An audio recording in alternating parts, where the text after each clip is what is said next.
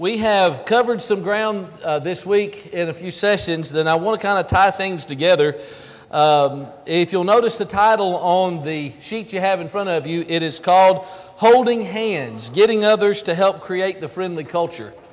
And here's what we've covered so far this week. We have lifted up our eyes, and we saw the need for friendliness, and we have seen the many visitors and the newcomers that God has sent our way. It's a real eye-opening experience. You're in that circumstance here in Palm Beach County in a very urban area, so close to some other big cities that you're given those kind of opportunities on a routine basis.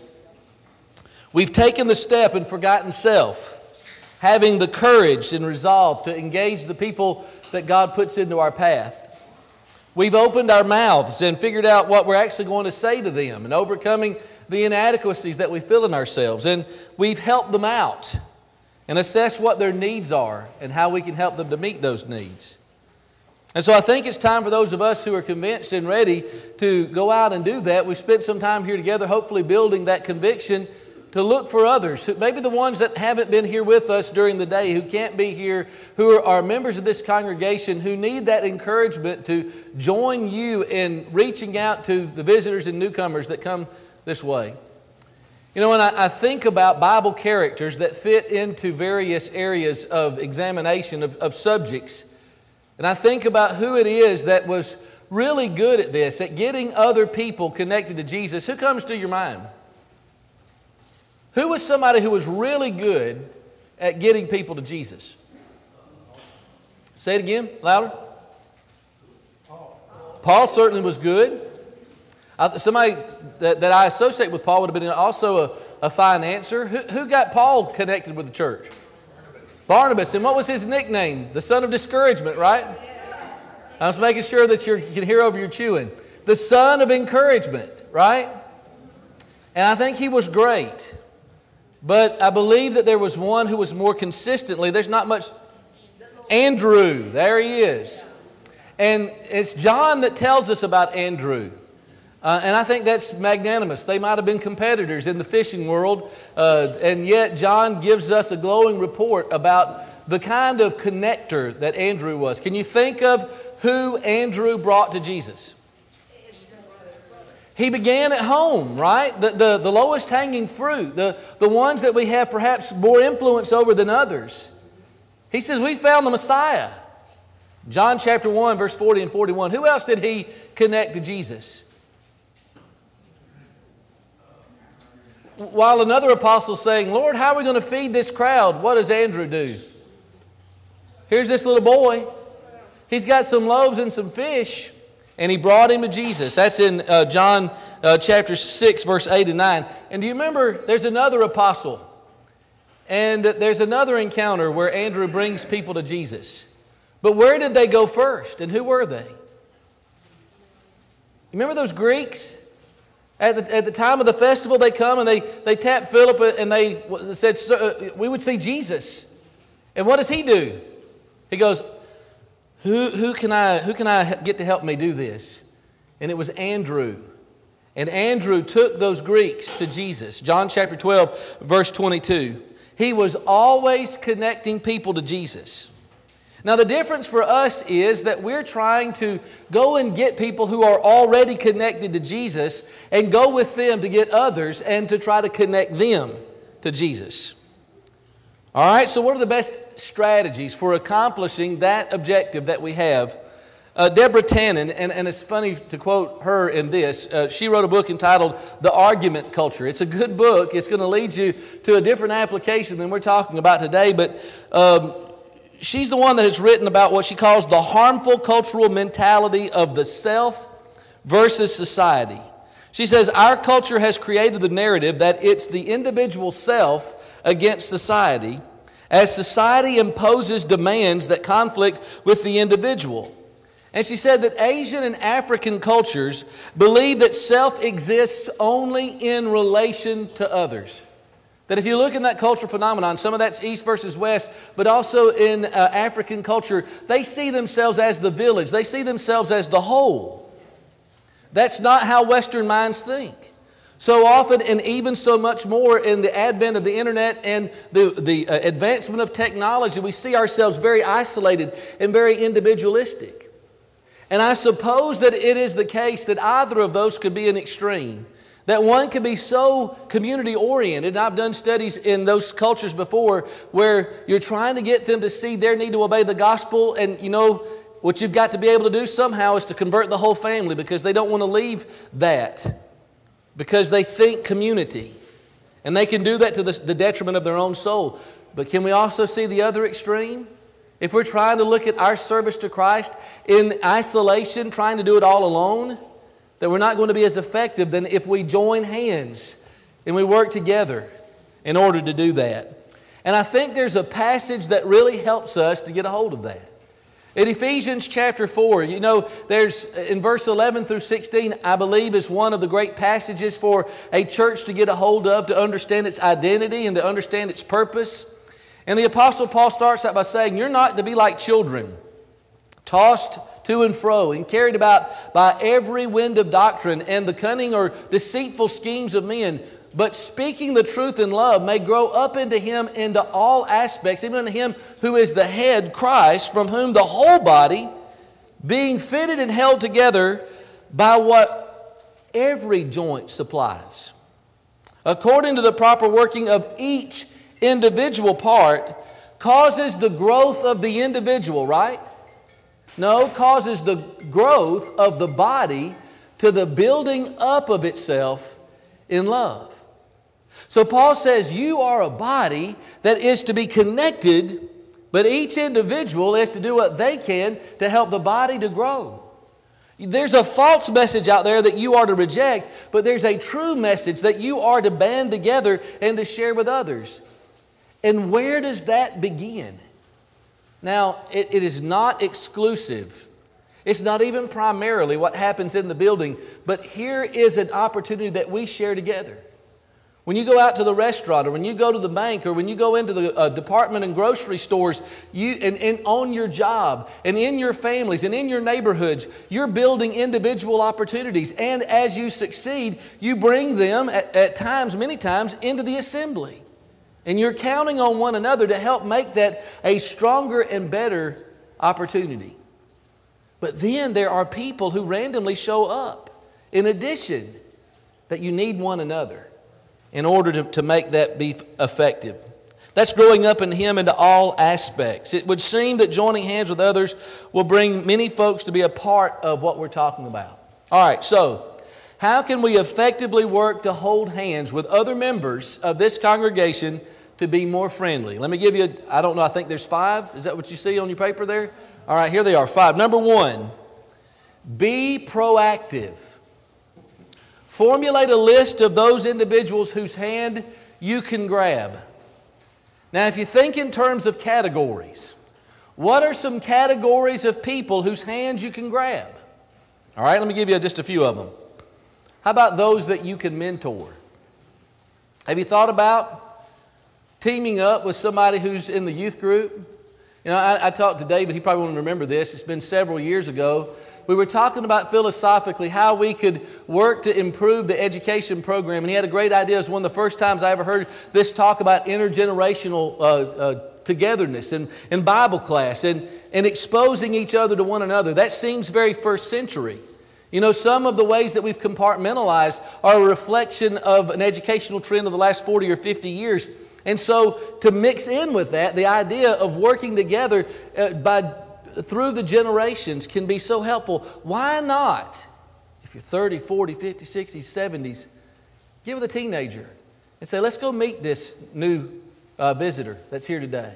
Or how about young adults? If you're an older adult, maybe you're in the next stage of life above them. And maybe as you're building a relationship with them and they want to know, hey, how do you raise your kids without killing them? And you've obviously not killed your kids. You know, that's somebody that you can team up with. Or how about new Christians? Folks who are growing in their relationship with Christ, who are looking for mature role models. That's a group of people that you can put on your list to try to team up with to reach out to newcomers, new Christians and visitors. How about those you admire? Maybe that's kind of working toward the other end. Maybe it's a church leader Maybe it's an established or mature Christian that they may be busy with their list of 10 things to do, but one of the things on their list is to try to get exposed to those who are newly visiting the assembly. Maybe you could say, hey, can I go with you to meet whoever that is that you're seeing? How about those more introverted than you? I didn't ask this yesterday. How many of you are introverts? Just with a raising of your hand, would consider yourself to be shy? Wow. There's a whole lot of extroverts in this room. Oh, no, you know what it is? You're so shy you won't even raise your hand. All right, I figured, took me a minute. I figured it out. All right. But if you take those who are more introverted than yourself, you know what you're doing for them? You are taking the pressure off of them. Because all they've got to do is say hello. And they know that you'll help to carry the conversation, and it's not going to be on them. Number 4, how about those who are new themselves? How many of you have been members of this congregation for less than 5 years? Less than 5 years. Hold them up high. All right, even you introverts. So there are newcomers in this room, and there always are. And if you'll team up with those who are still, now, and think in terms of those who have just placed membership, maybe in the last few months, maybe in the last year, and they're looking for ways to be more involved. There is nothing more significant than for looking for those who need to be connected to Jesus. All right, I think about when Jesus picked the apostles. You know, there seems to be some deliberation in the way that he goes about this. He picks some ordinary folks, doesn't he? Peter, Andrew, James, and John, the common man, the blue-collar man, those fishermen. Who else does he pick? The beloved tax collectors, the most wonderful IRS agents. So we love to hang around them, right? Especially at tax season. And a religious terrorist. That'll work. And a banker, so to speak, or maybe a bank robber. So you've got this group that's together, and he brings them together deliberately. And listen to how he enlists and commissions them. He says, come and I will make you fishers of men. Matthew 4 in verse 19. In fact, walk through John chapter 1, verse 35 through 51, and see such significant ideas as come and see, follow me, and I saw you. Jesus is showing us how to be proactive. He was working his list. He wasn't just trying to greet and welcome visitors. He was trying to change lives. And that's what you're trying to accomplish by being a friendly church. You're trying to accomplish transformation. Be proactive. Number 2, be spontaneous. Grab people in the moment. See, this isn't just about being programmatic. Let's say you have your A list of folks that you would like to collaborate with. Those lists I mentioned a moment ago. And you can't find any one of them. That's not a problem. Just grab somebody. In fact, that might work out even better. It may be that that person needed the encouragement that you're giving them, and you didn't even have any idea that they did. Think about how easy it is to grab somebody in the moment. How would you do that? Maybe you'd say something like, I'd like you to meet Bob Doe. He's new to the community, and he is here for the first time today. Bob, this is one of our fine Palm Beach Lakes members, Rob Rowe. Or, Rob, can I borrow you for just one quick moment? Rob, this is Bob. You can kind of see how that works out, right? All right. Be spontaneous. Number 3, be resilient.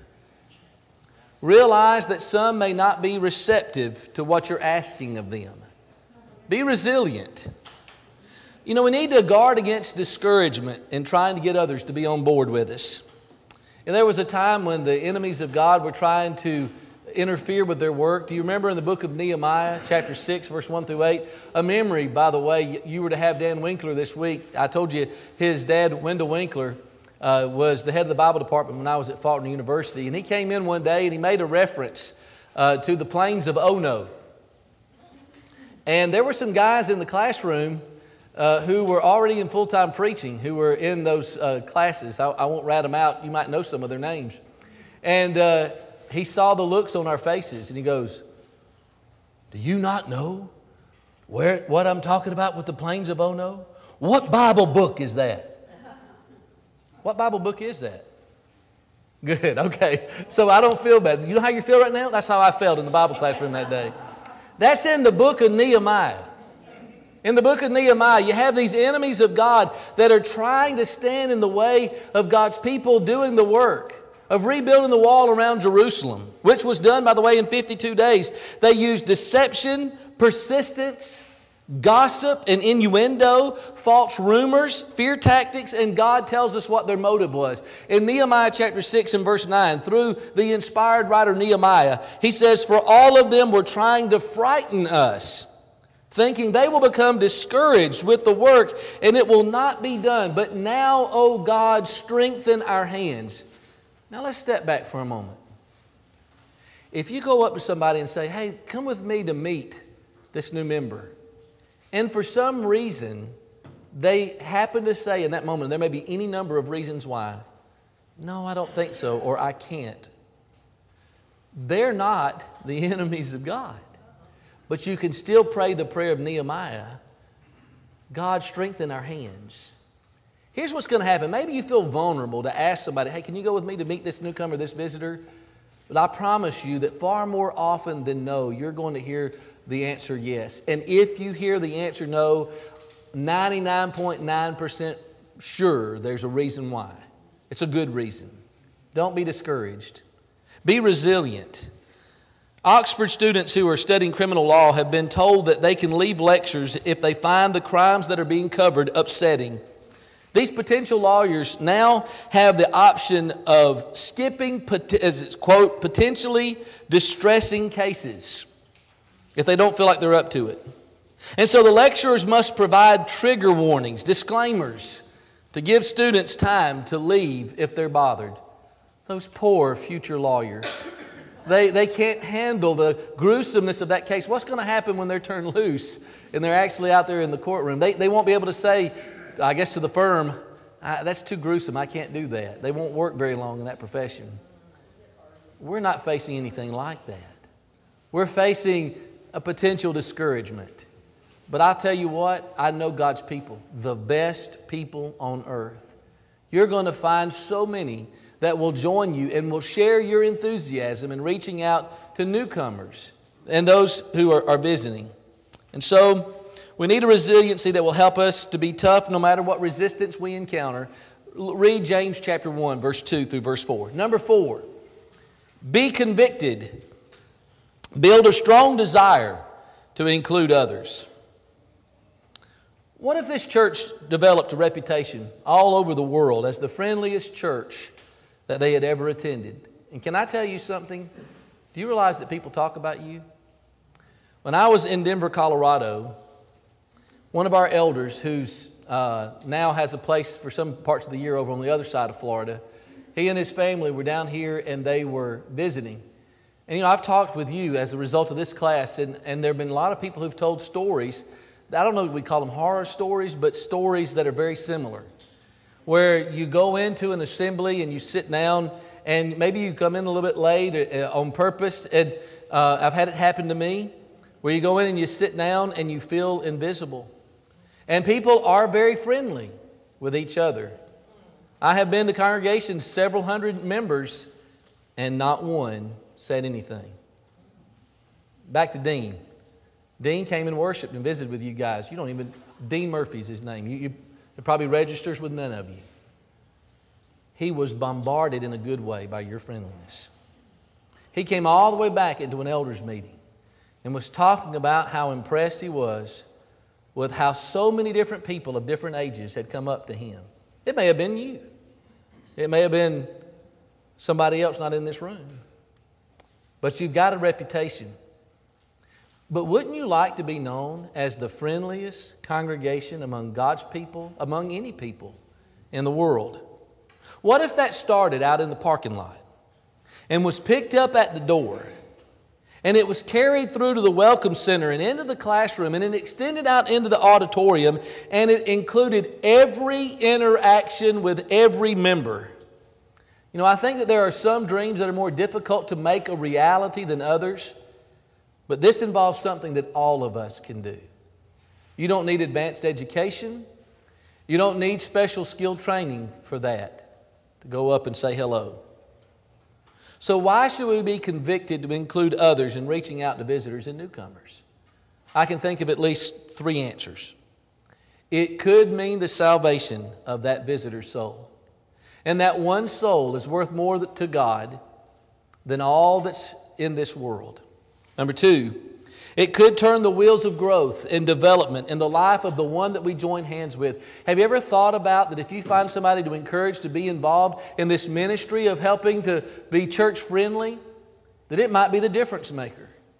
They might have been secretly struggling with the idea of falling away from the Lord. Maybe there are things happening in their life that's pulling them away. And by your encouraging them, it might have made all the difference so that they're on the Lord's right hand someday. Number three, it could open up new doors of service.